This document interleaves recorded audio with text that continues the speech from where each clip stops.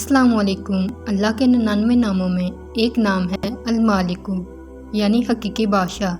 ایسا بادشاہ جو تمام جہانوں کا مالک ہے، جو تمام جہانوں کو پالنے والا ہے، جس کی بادشاہی میں کوئی شریک نہیں۔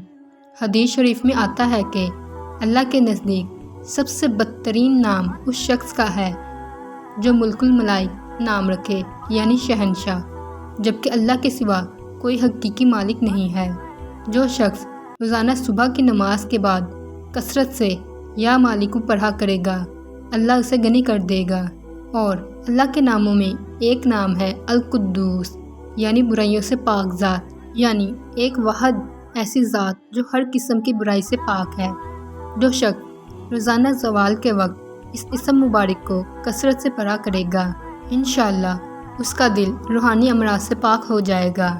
اللہ کے نام مبارک الرحمن اور الرحیم کے بارے میں جاننے کے لیے سکرین پر نظر آنے والی ویڈیو پر کلک کریں۔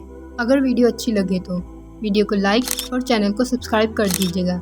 ملتے ہیں اگلی ویڈیو میں۔ اللہ حافظ۔